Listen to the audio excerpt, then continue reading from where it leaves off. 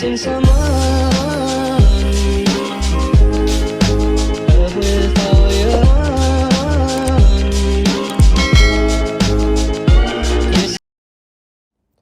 Hello everyone, my name is Angelina Manukian, and today I'm going to introduce you to the book Fault in Our Stars by John Green. I'll be making a 5-video series on this, and each one will give you a summary and my opinion and commentary on it. Each video will summarize 5 chapters of the book, so let's get started. When you first open this book to chapter 1, you'll be introduced to a girl named Hazel, which is our main character. She's a 16-year-old girl with depression and cancer, which she calls a side effect of dying on page 3. Hazel sees this as an incurable disease, but her mom doesn't and tries everything to prevent that thought from Hazel's mind, such as taking her to many doctors, giving her antidepressants, and even putting her in a support group of youths that also have cancer so they can all share their experiences and no one can feel alone. She introduces herself in each meeting along with the fact that she has thyroid cancer that has spread to her lungs, always saying that she's okay. She doesn't like anyone in the group, including the leader Patrick, who once had testicular cancer. She only likes her friend Isaac, who lost his eye to cancer and may be losing another. You will continue to hear about Isaac in this chapter, so remember him. Just in case you didn't know, let me tell you so you can imagine how Hazel looked. She was beautiful, she was brunette, and was always walking around with stuff to help her, such as an oxygen tank and a cannula that delivers oxygen directly to her nostrils. She goes into the youth meeting this week to find a very attractive boy staring at her, but she hasn't seen him, so that makes him new. He's a friend of Isaac's, and he introduced himself as Augustus. Anytime Hazel would look his way, he was always staring at her, so she decides not to feel threatened by his stare, but to stare back at him until he looks away. He looks away at one point, and she feels accomplished because she won. Patrick, the group leader, asks Augustus for his diagnosis, osteosarcoma. A year and a half he's had it. And the youth leader asks about his biggest fear, and he replies, oblivion. Hazel makes a speech about lack of meaning, and Augustus gets shocked about it and responds, God, aren't you something else? When the youth meeting ends, Isaac, Augustus, and Hazel all talk in the corner. Even when Isaac left, they still kept talking. Augustus called her beautiful and even compared her to Natalie Portman and bring up a few movie examples like V for Vendetta, Black Swan, and even Star Wars. Augustus decides to invite Hazel over to his house to watch a movie, but Hazel doesn't immediately accept his offer. They continue talking and walk outside. As Hazel looks down, she notices his prosthetic leg. While they both share their mutual disgust for Isaac and his girlfriend casually making out in the corner of the church, Augustus reaches into his pocket to take out a cigarette, and Hazel immediately disagrees with it and starts calling it a fatal flaw and starts bombarding him with comments of disappointment for his actions. Augustus explains that he never lights them, only enjoying them for the feeling of putting something that could kill him between his lips, but not giving it the power to do so. Hazel gets intrigued and goes to her mom's car and tells her that she'll be going to Augustus's house to watch a movie. She got into his car, and the ride was bumpy and crazy because of his prosthetic leg. He asks Hazel about her cancer story, and Hazel responds saying that she had surgery, radiation, and even chemotherapy to help her, but none of that ever worked, and the tumor only kept growing, and her lungs started to fill with liquid. At one point, it got so bad, her lungs got so full, no antibiotics or doctors could do anything about it. So they thought she wasn't going to make it. However, her doctor helped her just in time, and she stayed alive. She put Hazel on a new cancer drug, which shrinked her tumors. They got to his house and went upstairs to watch a movie since Augustus's parents were already watching a movie downstairs. On the note of her looks, they watched V for Vendetta. After that night, they didn't talk for about a week or so, but that was only because he was waiting to gather his thoughts before he called her. When he finally did so, he told her that Isaac was now blind, and she went to go visit him. One day, Augustus finds Hazel reading a book that they both share an interest with, and Hazel says how she doesn't like how the author just left a part of the sentence unfinished.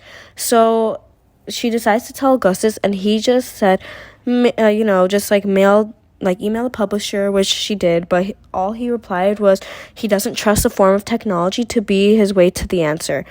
She asks her mom to go to Amsterdam, but they didn't have enough money, so Augustus says to use her wish from the Genie Foundation, which gives a kid with cancer one wish, and she says that she used it to go to Disneyland when she was 13. Augustus feels bad and calls her a few days later and says he'll use his wish to take both of them to Amsterdam and meet the author. And that's it for chapters 1 to 5. I just summarized it so it could be easier for you guys to understand. But if you guys want to go more into detail, you guys can go and read the book. It's called Faults in Our Stars by John Green. And it's a really good book, but I'm just going to say that it was really sweet of him to put her needs in front of his. I also don't think that she understands that right now of how sweet he's being and the sacrifices he's making, but I feel like later on in the story he will, and I think that he just likes her so much he'll really do anything to make her happy. And there's a chance that any of them can die at any point, so I guess they just want to live it to the max and do whatever they can while they're still alive and live this life while they're young. And I feel like ever since Augustus came into her life has been a lot better. Even though she doesn't say so, I feel like he's made an impact and made her life so much better and made her life just like a sunshine. I feel like he was just the sunshine that came into her life, and it was really sweet of him to do that. And all the compliments he gives and doesn't judge her, and she doesn't judge him for his prosthetic leg. She doesn't judge him for anything. He doesn't judge her for the oxygen tank that she carries around. And I feel like they're just a very good couple together if they were to become one, because they're both really nice to each other. They're really sweet. And I know that I didn't mention it a lot, but Augustus's parents also went on to like her.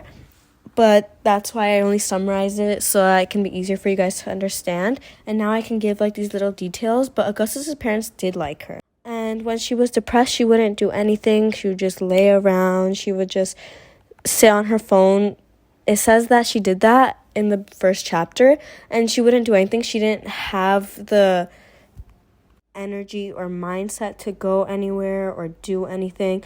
And I feel like ever since Augustus came into her life, she does that, because I feel like if her mom asked her to watch a movie or go anywhere, she would say no. But because she saw how Augustus did the thing with the smoking thing and made him feel alive, even though, you know, they could die if they do that, it really drew her attention, and she decided to give him a chance. And I feel like she made the right choice, because if someone's gonna give the opportunity to you to go and meet your favorite author to finish a sentence of a book, that's a really nice person, because they'll go and reach that extent to make you happy because of a book.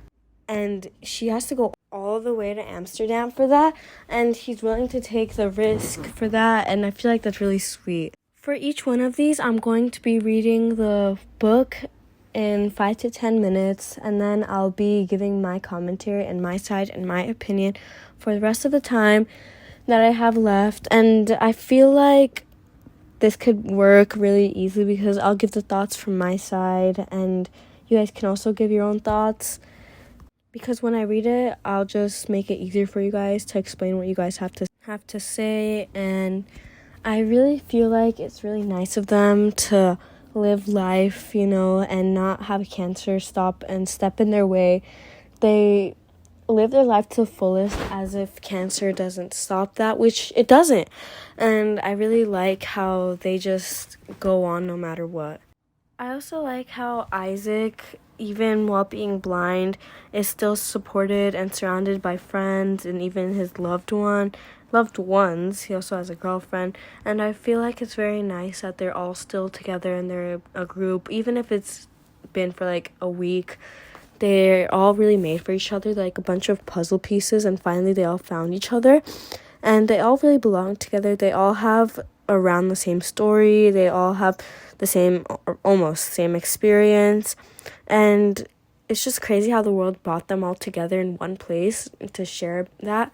And I also really like how the author made it so that Isaac can help them be friends. And I think even though it doesn't say that, I feel like Isaac helped them become friends and was just like a third wheel during that and helped them get to know each other. And for that, I have so much respect for Isaac no matter what happens.